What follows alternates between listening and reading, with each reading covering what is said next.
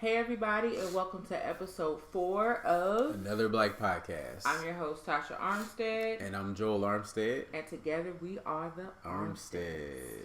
See, we did good that time. Yeah, we get better and better each week. I think so, I feel like it's a little more natural. Right. Not having to do as many takes. Right. So I feel good about that. Yeah, I do too.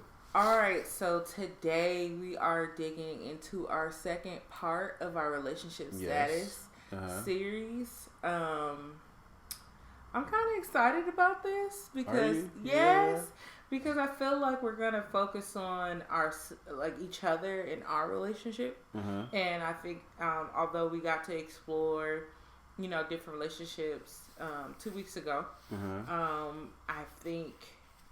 I'm interested to know, your opinion and your perspective on things. On our relationship? Yes. Oh, you know what? I am. You're interested in my opinion? Why would I not be interested in your opinion, Joe? No, I'm just saying because, as far as I'm concerned, everything's all good in the hood. Okay, we straight. No. All right, y'all. We see y'all next week. No, we're not doing that. We got a whole show to do, so you ain't getting out of this one that easy, okay? You better miss me with that. I'm like... Ooh. I'm just saying. You are going to talk. All right, fine. And you're going to be open. I'm wide open. Okay. I'm wide open. Anyway, so how was your week this week? I'll be honest. This past week, I really took a second. Mm-hmm. I just feel like, man, a lot of people have been. Now, if you guys hear a little bit of something in our background, that's Langston again. Langston He getting ready to be put out. Anybody looking for a dog that's 15 months? He's in the kids' room and he is mad because he cannot be out here with us and he's whining. So if you hear a little, squirming in the background, we ain't keeping nobody captive. That's our dog Langston. Right. Anyways, so this week. I feel like, man, people have been dying right and left. Right, yeah, left and right. And I just, we took a moment last week. We took a break from our series to acknowledge and take a moment for Kobe Bryant, all the passengers on the helicopter. The passengers on the helicopter that lost their lives, and that tragedy. And as much as I didn't want to be sad and focus on it, I think I really had to take a second and give myself permission to be sad and upset. To be honest with you, I didn't feel comfortable just continuing on to our next episode. I just felt like I wasn't up for it. I was not up for doing the episode. I didn't have it in me. I didn't even want to talk. I didn't have nothing to say. I didn't have anything to say because it was so fresh. It happened that Sunday. Yeah. And normally we would tape on a Sunday, and it was I couldn't even bring myself that Sunday to do it. And so much was going through my mind at that time. I was just like, nah, I'm not. We'll just have to take a break from our regularly scheduled topic and just talk to you guys about how we felt about that. But what's crazy? I was reading something on Instagram and somebody's caption was now, and forever, you will always remember exactly what you were doing when you found out that he passed. What's crazy about that? People like that, when Aaliyah passed, when Tupac passed, Biggie passed, when all those people passed. I remember when Nipsey passed, I remember exactly what I was doing, what the conversation was, how I found out. Yeah. How I mourned. It's something that I think you just never forget. No, we'll never forget this one, obviously. This was a serious shock to just humanity. And again, our hearts goes out to Vanessa Bryant and all those families. The families all those that were spouses affected by the tragedy. Children. Yes. Yeah, that are affected. But in trying to move forward and getting back on topic, I had to take a moment. I had to take a moment and just deal with my feelings and how I felt, which obviously I was sad. And then, living in Los Angeles, they did this, big tribute for him, at the Staples Center. It's all around. It's on every billboard. It's on every corner. Purple and gold lights. Right. You can't get past it. No, it's no getting past it. So that was my week. I was just honestly a little sad. My week, on the other hand, was nuts. So last Sunday I went to church and the topic was about walking in your purpose and following your dreams. And I was like, oh, another sermon yet again about dreams and blah, blah, blah. And I was gone last weekend, so you got up and went to church by yourself. Yeah, I did. Yeah. And it was like, so I got there and I was just like, I guess it was weird because I almost didn't go to church because it was like, I just didn't feel like it. Like, if I could just be honest. But I was just like, you know what? Let me go because one of my friends was gonna speak and I know she wasn't gonna let me hear the end of it if I didn't make it. And in hindsight, I'm glad I came because then I would have been the only one that didn't come.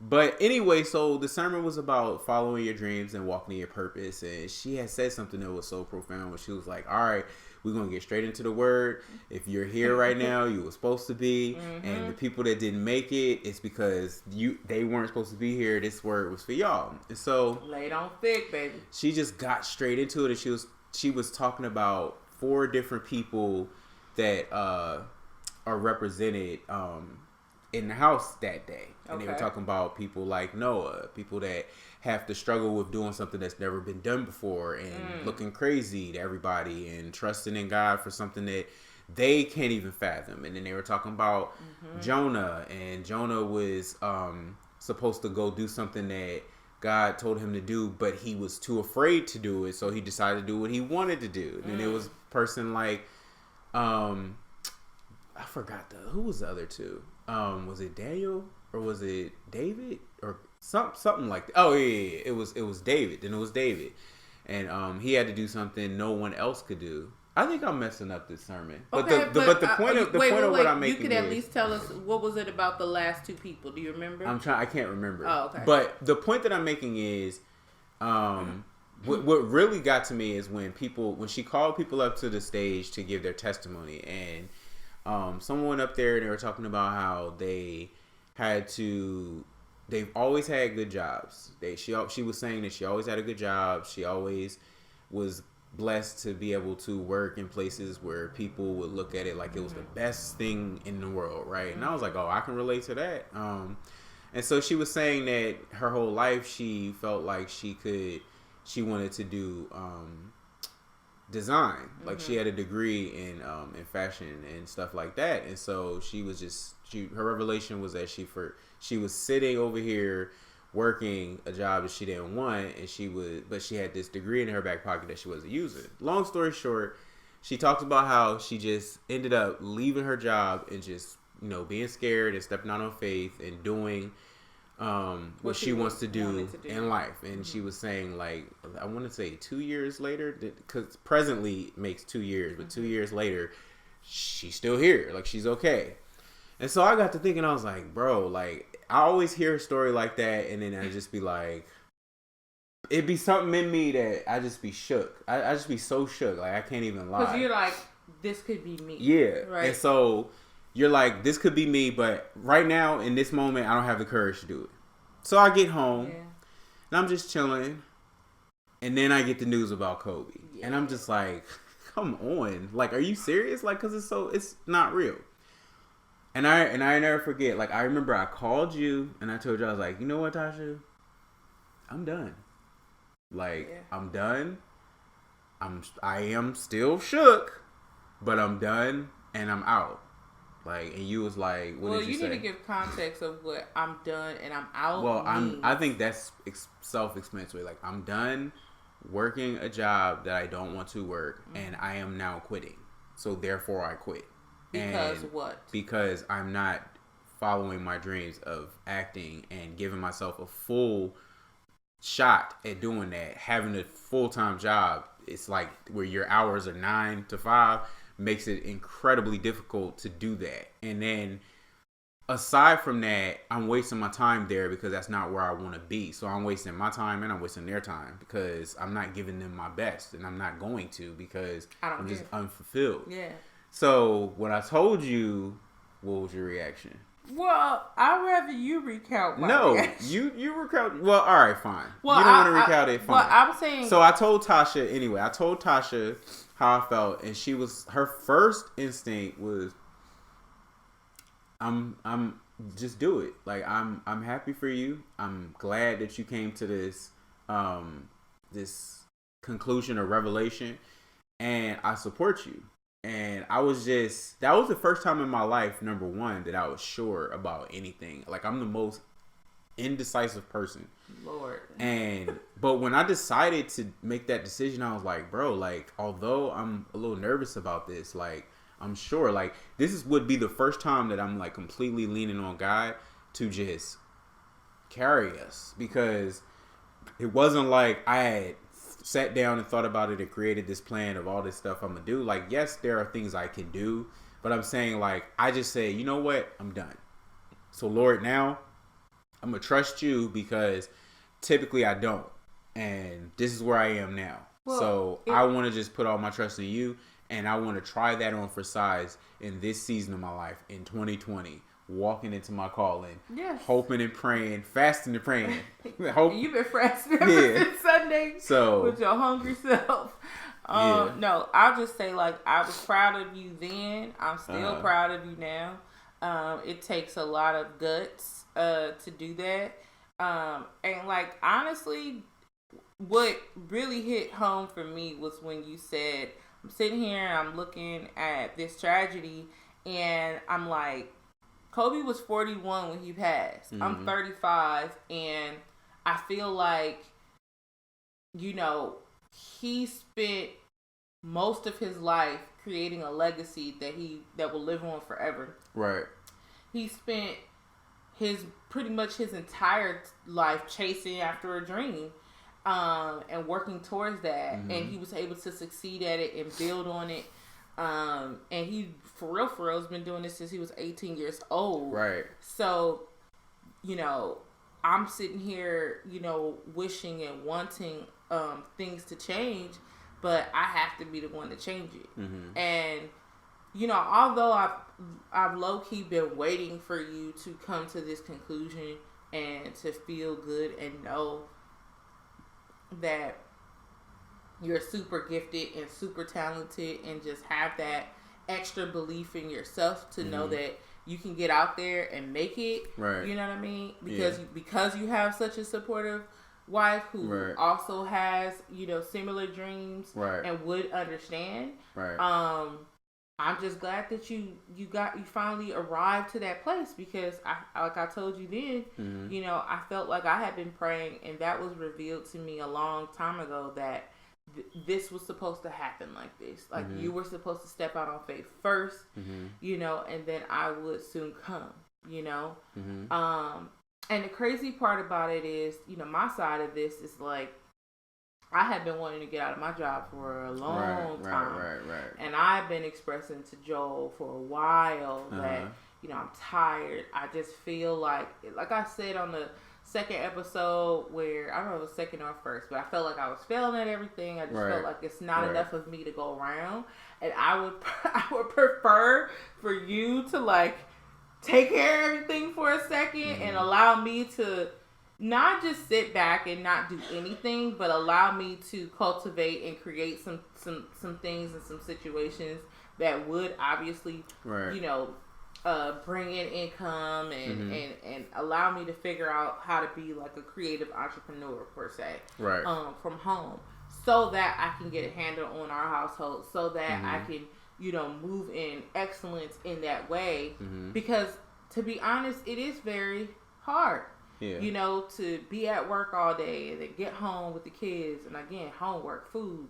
You know, I got 2 girls. Well, we've got 2 girls. So doing hair, being prepared for the next day, all that takes energy. And there are plenty of super mamas out there that are doing this seamlessly. You know, I haven't arrived to that point, but I'm working. That status, but I'm working towards that every day. And I just wanted a break.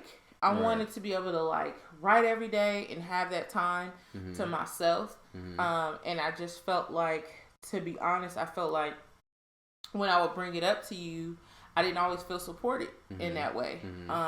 Because you will always turn it back to me and say, like, okay, well, what's your plan when you leave? Or how are you going to, like, kind of like pull your end of the weight in this relationship financially? And as your wife, it was kind of hard for me to deal with that because I'm like, I don't want to have to like pull my weight right now. I feel like I've been pulling my weight for a long time. Mm-hmm. We've been married for 12 years, going on 13. I'm like, I've been your partner for a long time, ride or die, thick and thin, all that stuff, and you have too. Mm-hmm. But for a moment, I need a break. You know, I've just been feeling really stressed out.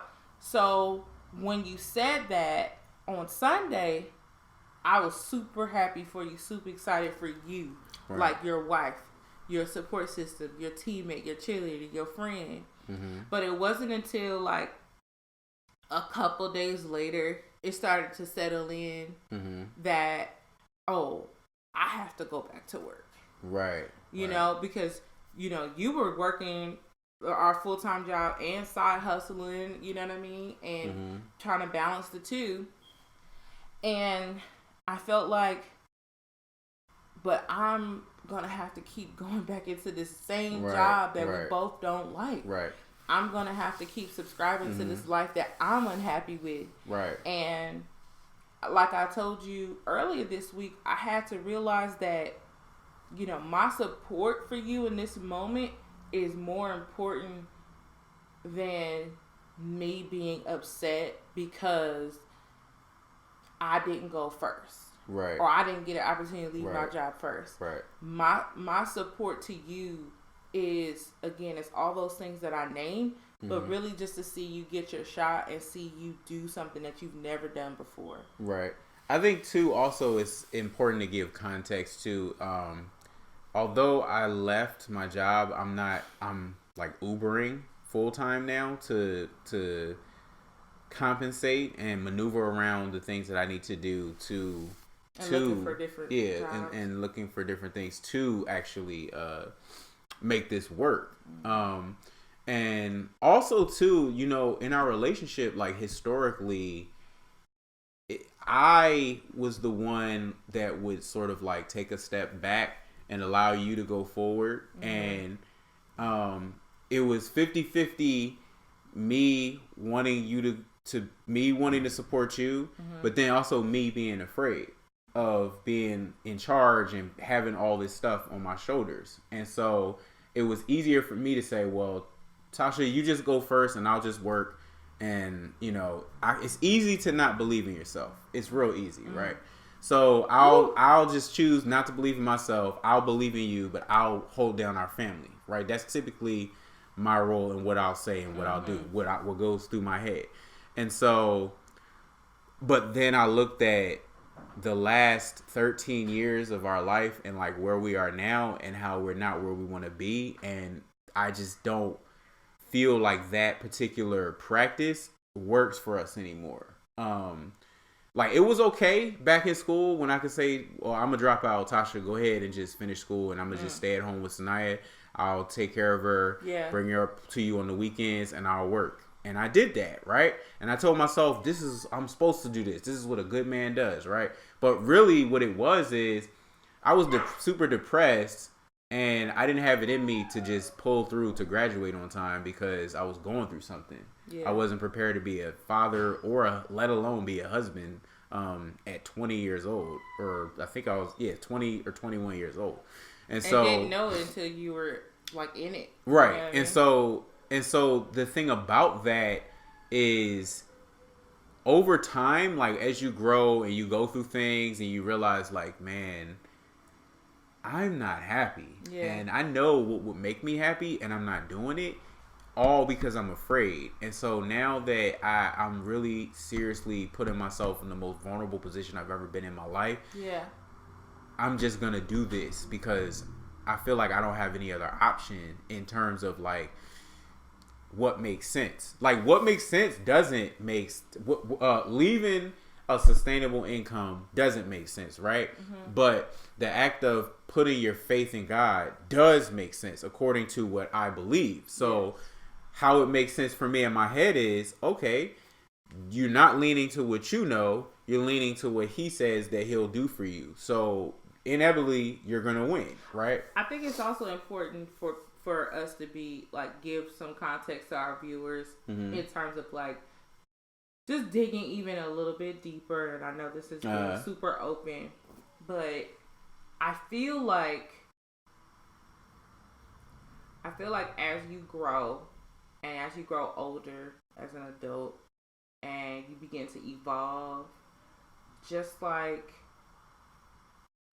in your regular life, like just in your everyday life, the things that you like when you were 16, you may not like when you're 25. Right. The things that work for you when you were 25 do not work for you. No, 30 not. plus. No.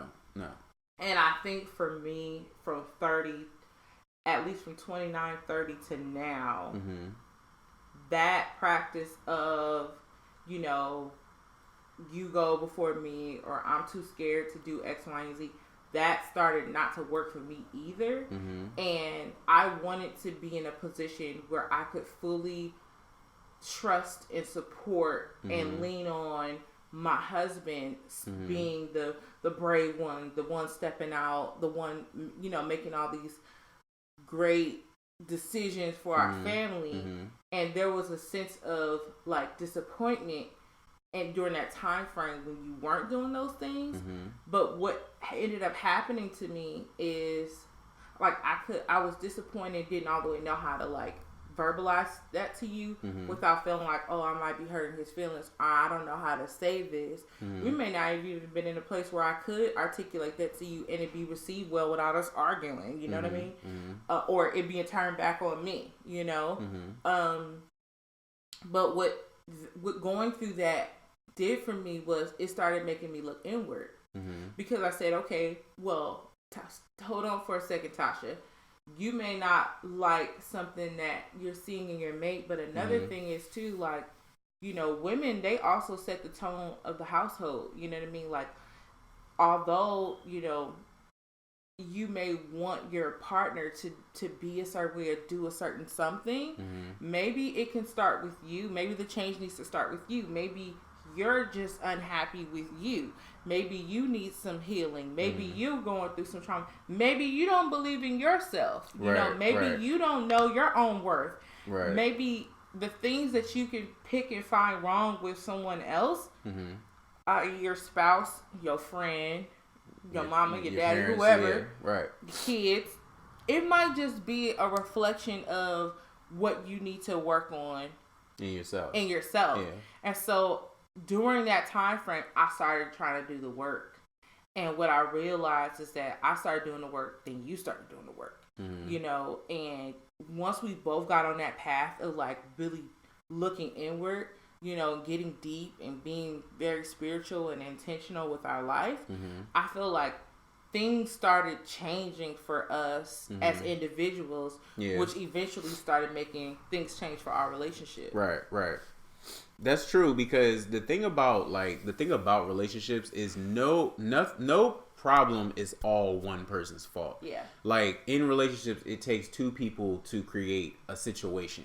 And I think in our situation, we were two people that were young and we got together when we were like, before we really knew ourselves, right? We became parents and spouses in the same week, right? And so now keeping it a buck, it's like, I can say this like with confidence. Before you got pregnant with Sanaya, like, and we had a relationship that was healthy. We loved each other and we wanted to get married. Like we talk about getting married after we graduated, but then you got pregnant and it was like, oh shit, like it's getting real. Like, wait, I do gotta actually be with her. Like that's what goes through your mind. And so when we got married, shut up. So we got married and it was like, it was really just us gambling and taking a gamble on ourselves because we knew we loved each other and we knew it was going to work out. But I think we were a little naive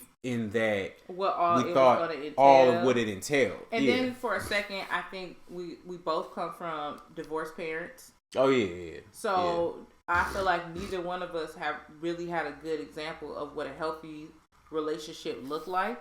And although people say just marriage is just like parenting, where you don't really know what you're doing or how it's going to go until you're in it. But I do believe that, you know, you can have a sense of community. You know, you can have people around you that will give you insight, give you wisdom on what to take into a marriage. You know, like they have counseling with the church. You know, they have marriage counselors, like specifically will work with you with that. You have aunts and uncles or mothers and fathers that will sit down and talk to you. But I feel like we didn't really have that support system. So everything that we did, we just had to figure it out. We just figured it out. It was just trial and error. You know what's funny? I feel like we could write a book called Just Figuring It Out. Like we could, because marriage, it was like parenting. Yeah, because it was like, all right, let's just keep it 100. It's not like no one told us or gave us advice. It's just that we chose to. It wasn't really like that. Then. No, what I'm saying is you can't like act like you didn't get any sort of ounce of encouragement or advice. I mean, a little bit, but it wasn't. But the point that I'm making is though, we chose to like figure things out. We could have gone to counseling, but. Well, for me, I in my mind, I wasn't about to do that. Like, I didn't think I needed to go to counseling because no one thinks they need to go to counseling. I mean, I don't think I suggested. No, not at 19 or not at 20. I don't think you suggested it. I think you probably felt like we should have gone after like a year or two of being married. But I'm talking about like before that. Okay. Like, you didn't say we should go to counseling. You're right, Joe. Before we got married, like most normal people. Oh no, not before. That's what I'm talking about. I was saying like right after though. I think you just want to you just want to like paint the picture that you just are right. No, but I'm just saying that it was a lot of stuff that probably we weren't open to, or I should say I wasn't open to. And I think also too though, like the crazy part about it is like. The amount of experience and things that I've learned from being married this long at this age is like priceless. It is, because like it's like the good, the bad, the ugly. Like the heartache, the pain, the good times, the bad. We still waiting for the bomb times because they ain't got here yet. They on their way though. They on their way soon. But you know when I knew, hopefully coming to a theater near you. When I realized that was looking at other people's relationships and like being able to peep out like their whole situation and like understand their whole situation or know how certain situation was going to end or whatnot. Like sometimes I'll see, you know, people in relationships where they might be arguing all the time and it's like, dude, your communication is off. Like y'all need to work on that. But then we also will be the same people arguing stuff like in front of people. Because like what's funny is like that there's this like our friends have what's funny about us, right? We could argue and just it like if you was to see it would be like, how are they together? Like, so they are goals. Wait, hold on. I'm making a point. And you'd be like, wait, so you thought you wanted to be like them? But then like after we're done, it's like, oh yes, baby, oh yes, I love you so much. Oh, and so you feel sort of like crazy when you're married. Like you feel like you have your mood is like unbalanced. It's like it's not all there how it's supposed to be. You know what? When we were going through that though, we would argue and then right afterwards we'll be like, you know what? I'm sorry. I just want to apologize. Either we send each other a text message or like that was all those them black movies, them DVDs I used to have. Or like Love and Basketball, Brown Sugar. No, but how about the times when I would like try to sleep on the couch and then you just let me sleep on the couch? I'm like, I'm sleeping on the couch. No, because Tasha... And then he would just let me sleep on the couch. So Tasha... he's not coming out here? Tasha would grab the covers and her pillow and just storm out. And I used to say to myself... He used to do it too sometimes, so... Of course I did, but I'm just saying, like, I used to say to myself, like, dog... You're right there in the room, like 5 feet away. Like, it's not like you got up and you left the house. I'm petty. Like, so for you to but you're Mr. More petty because you would let me sleep out there. Because you'd be like, you know what? I'm not finna do this with you all night. Yeah, because I wanted to get some sleep. And then we'd be in 2 different rooms, and then you want to text me. No, you would text me. Tasha Tasha would send me. So so she would never. That's what it was. You would never want to conclude a disagreement. She would get out. We would talk about it for hours. She would get out into the living room, and then Want to text me? Yeah. So the fact that you just left me in here and you didn't even try to get up and see what was wrong with me just says a lot about where you are as an individual and as a man. And I'm just like, wait, hold on a second. Hold on. And you just on fire. You like, so I'm like, oh, okay. Well, guess what? You're childish and you never want to wrap up a conversation. Double down on something. Yeah. I'm like, yeah. I'm like, and then here I gotta go respond and go hard because I'm meanwhile, like, oh, really? That's how you want to respond to me after I'm reaching out to you? I'm the first person to reach out to you. You gonna leave me on the couch. Right. You ain't gonna respond to me. And then you gonna send me some kind of messed up stuff like that? What kind of man are you? Right. And she always wanted to say, what kind of man are you? What kind of man are you? What kind of man? What kind of man? And then he'd be like, what kind of woman are you? And I'd be so, like, you know what? But meanwhile, we're like 5 feet away from each other. Sitting here angrily texting. Your adrenaline, your heart get ready to pop out of your chest because you're that man. Or one of us leaves and just be in the car. Oh, that used to have you on when I would leave. Okay, so here's the thing. One of the things that I would always do is when I got tired of Tasha and I got tired of arguing with her and I just didn't have no more to give, I would get up and I would go.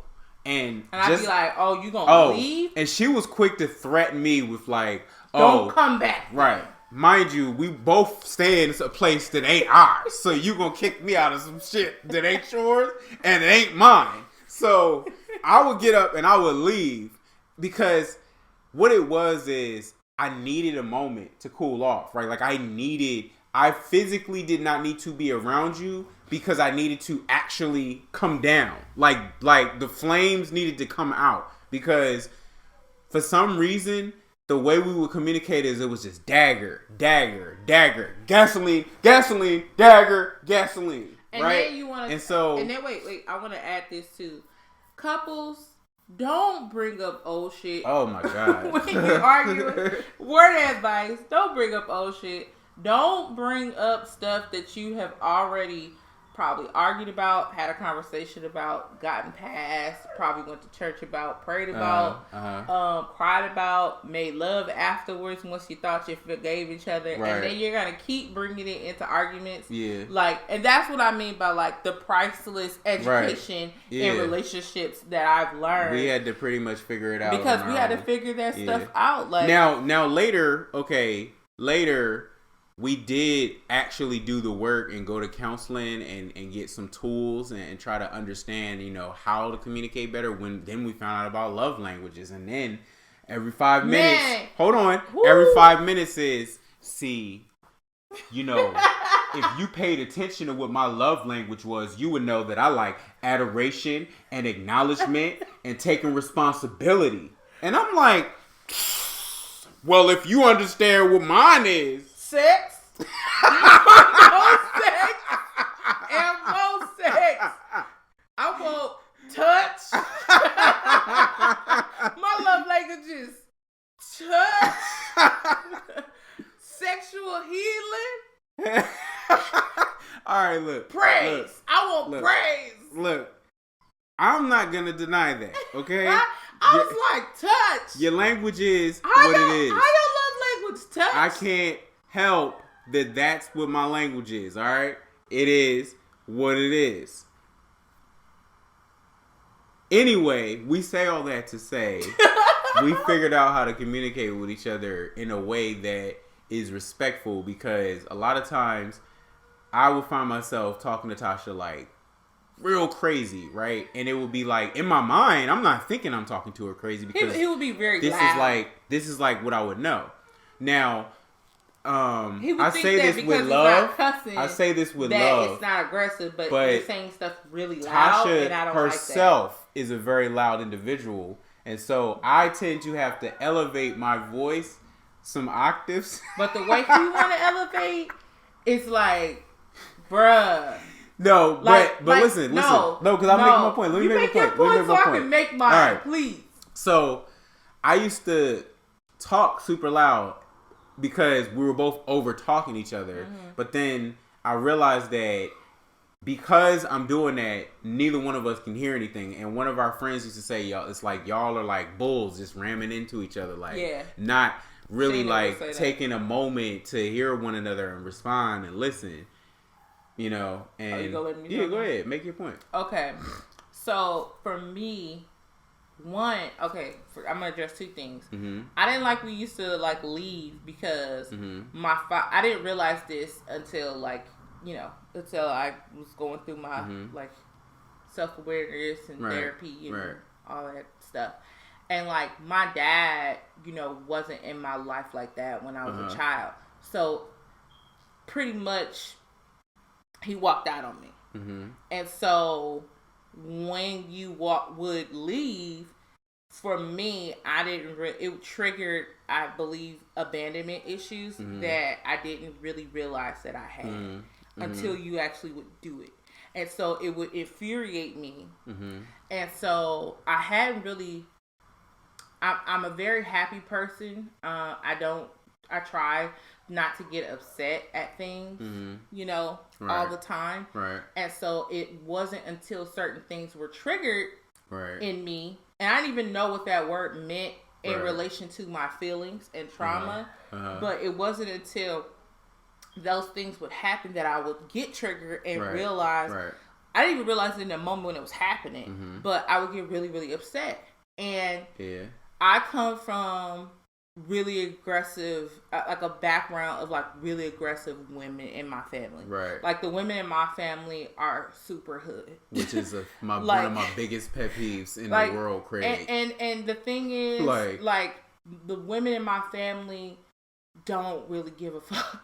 They don't. And like if they're talking, and a lot of LA women, we tend to be like that because like men out here would try us really hard. Yeah, and I didn't realize call that. Call us out of our name.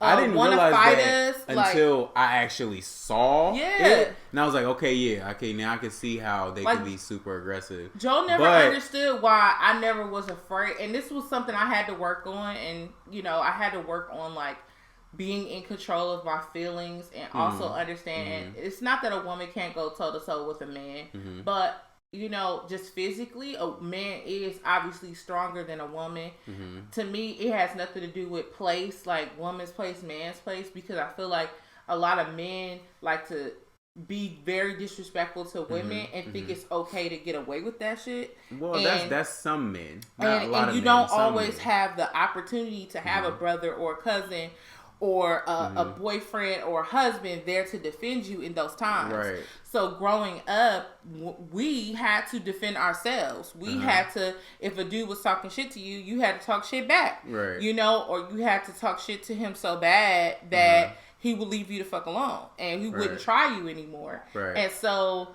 I didn't recognize that, like, I never really had to get like that with people. Right. But in certain instances when I would get really angry, that hood girl would come out. And then it would happen in our arguments. You would leave, and then I would get super upset and want to like flash on you, and that wasn't cool. But I didn't really know any better. Well, for me, my issue was this: society. Like, okay, if I don't, the reason why I don't like women trying to fight men is because, just in general, like, it just doesn't look good. Like, it looks awful. Like, when a guy will, I've seen guys just sock women, right? Like it's nothing, right? Like they're men, right? And that looks terrible, right?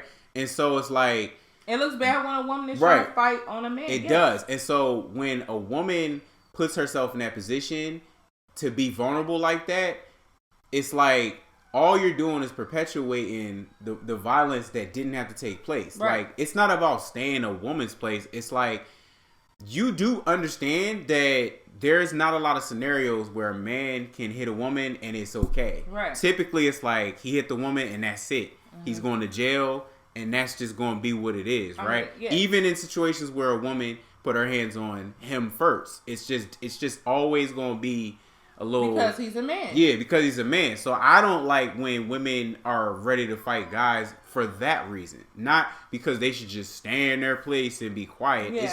It's just not a good look, and it's never. You always felt like, okay, it's a biasness there. If it's an issue with a guy, like let me handle it or whatever. But I'm talking about as it results to like us, right? Yeah. So if we're arguing, there were times where we would go back and forth real hard, and I guess maybe how I was being or how you would be being, how you would be towards me, how I would be towards you. It would just be this back and forth exchange of like hard ass blows that were very unnecessary. Like I think that's more personality.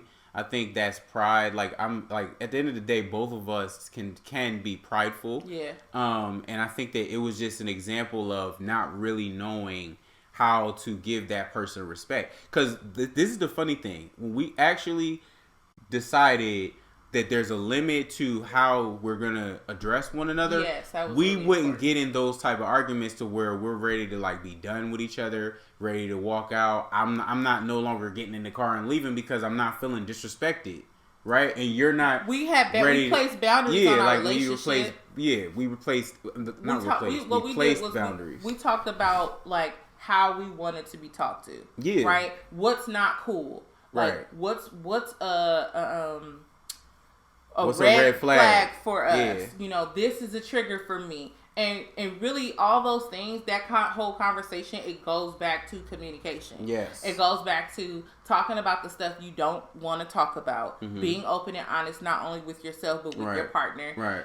Recognizing things in yourself that you want to change.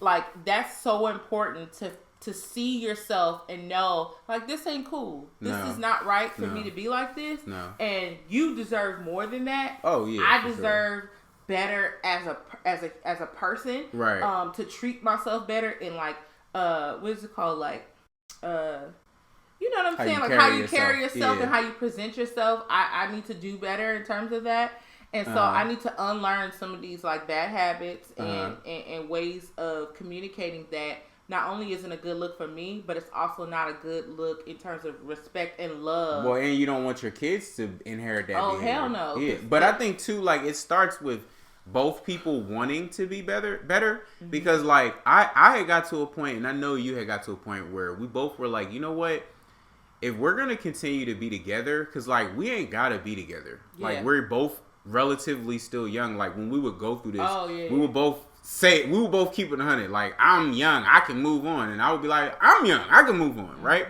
And so marriage is a choice. It's like, marriage is a choice. And so we would say, like, if we really want to like make this work, like we have to like find a common ground. Like we have to level the playing field in terms of like how we want to be. Like, and I'll say I commend us for choosing to do that, because a lot of people aren't built like that, or are in a society now where it's like a one and done nature. Like, I literally don't have to deal with this. I can go move on. So therefore I'm going to move on. I want to talk for a second, because I know we're going to wrap soon, but I want to dig in just a little bit further, because I'm actually enjoying this exchange. You're actually enjoying No, I'm thinking, because I was like, we may want to wrap soon, but I'm like, nah, like let it roll. I wanted to talk about the moment when everything shifted for us. And I feel like we have been doing some work for some years now, but I think specifically last year was really like a breakthrough year for us. And I remember specifically me saying to me just evaluating like again, what type of mom I was, what type of person I was, my hurt, my pain, my happiness, what type of shit I liked, what I didn't like. And I remember being very vocal to you, like, I don't want to, I don't want to keep operating like we've been operating in our relationship. I need shit to change. I need stuff to switch up. I want to be a better wife to you. I want to be a better person. And I started just thinking of ways I could do that, like showing you attention more, giving you like, acts of adoration and love, and like buying you stuff here and there, or like surprising you, and like making myself available for sex more often, and you know what I mean, and you know, just different things. I started like intentionally trying to change that about myself for the sake of the betterment of our relationship.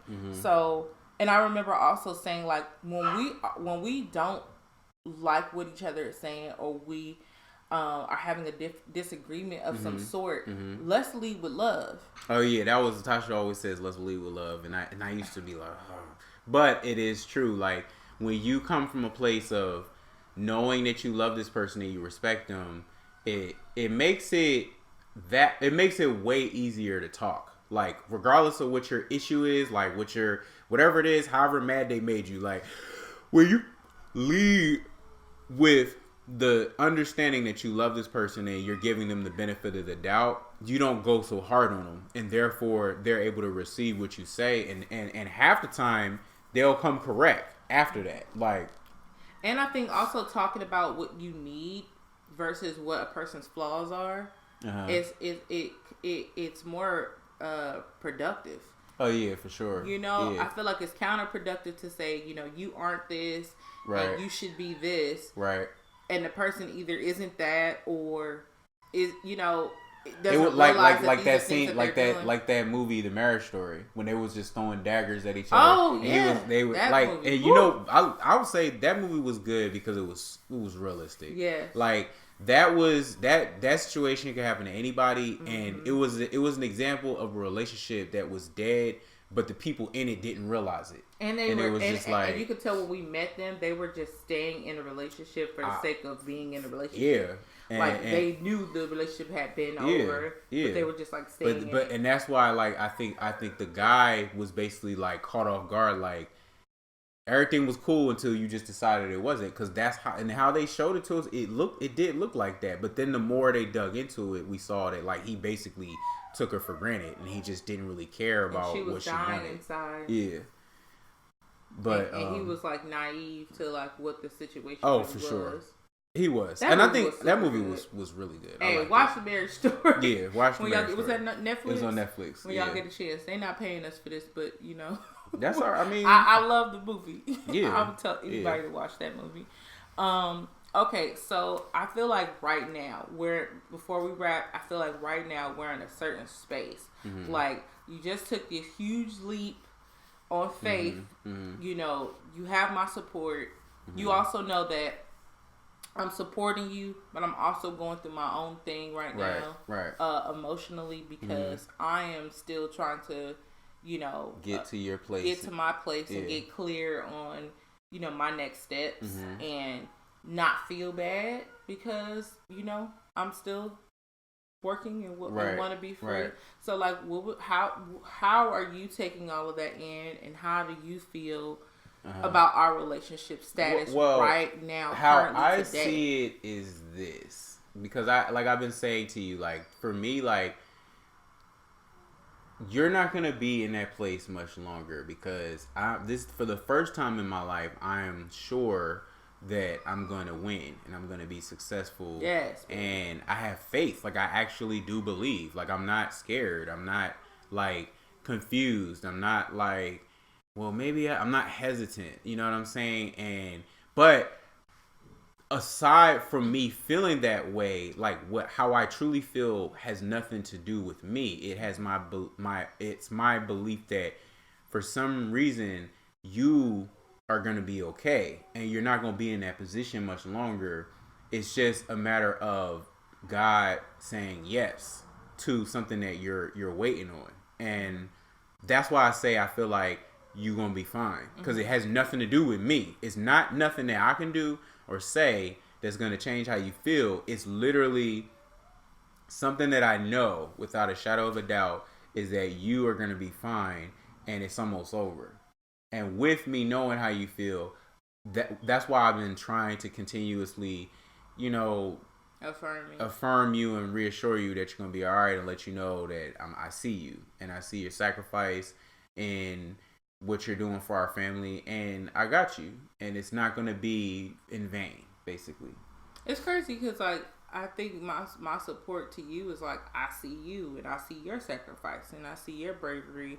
because it's not easy on either side of the playing field. No, because I'm sacrificing the sure thing for the unknown. Yeah. So it's not easy for me to still be at my and job. You're sacrificing being at a sure thing that you don't want to be at. Yeah, and expressing that for a while and still having to be there. Mm-hmm. And I feel like on your end, what you're trying to do is, sacrifice something for the sake of yourself, but also for your family in a way in which it's like, I want to make, like, I feel like we both have been working towards these dreams of acting and writing and production, right? For many years. I can count at least 10, right? But it's been in a very bite size. Oh, yeah. Small baby steps that don't really amount to much. At a time. In terms of how you gotta be. Yeah, like the evolution is there. We've made progress over the year, but to feel like when all your friends are moving forward, like your whole tribe that you started with, when everybody else is... Right. And it's not about looking at everybody else and comparing yourself, but it's really hard when it's right in front of you. Yeah. And it's not something where it's like them versus you. It's more so like it's you versus you. It's you versus you because you're like, I'm still sitting here because I haven't made a decision about my own life, and you looking at and then you keep saying to yourself, "Dang, God." And that's a conversation for another day. Man, God, when's it gonna be my turn? And he like, I'm waiting for you to move. He like, you tell me, right? Yeah, exactly. Yeah. So, I mean, I'll just say this before we go. I feel pretty good about our relationship status right now. I will say for me, in this place right now, being still at the job, I feel a moment of isolation. That's how I feel. Right. I feel like I'm by myself. Yeah. And I can't help but feel that way. Right. I feel alone. Yeah. But anytime I've ever been alone, it's always brought me closer to God. And I'm now okay with having a moment of sadness, having a moment of reflection, having a moment of getting clear about some stuff. Because all it's been helping me do is make up my mind. And once my mind is made up and I start going, I'm like unstoppable. So it's helping me get back to writing. It's helping me prioritize things. So I'm not afraid of the isolation and moment of reflection and stuff like that. Look, I've been isolated. I know isolation. Yeah. Me in isolation is like I've been there, so I know what you're going through. Yeah, I'm just trying to get clear so I can keep moving forward as well. And I wish you nothing, but I'm not trying to say like I ain't gonna see you no more, but I honestly and truly wish you nothing but the best in this next part of our lives and this journey that you're going on. I'm super excited for you and I'm praying for you every day, and I'm glad for you. And when in a situation where a husband comes to a wife and says something like that, it could seem super hopeless. But I've never felt more hopeful in our marriage than I do now. Aww.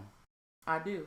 Thanks, babe. I'm putting a lot of trust in you in this moment right now. And I'm putting a lot of trust in myself, too. Because I also realize that I'm tired of playing small. I'm tired of playing the background. I'm tired of hiding behind other people's names and brands. I'm tired of being like the so supportive friend that's doing everything. I'm ready to build my name up. Yeah. I'm ready to step out on faith and do some great things that I know that I was put on the earth to do. I just feel like I'm multi-talented, so I don't know where to start sometimes. You gonna get there. But I know I'm starting with the one thing we've been working on the longest, so that's writing. So I'm getting back to that. I feel good about it. All right. Well. So yeah. I think that's a wrap. Yeah.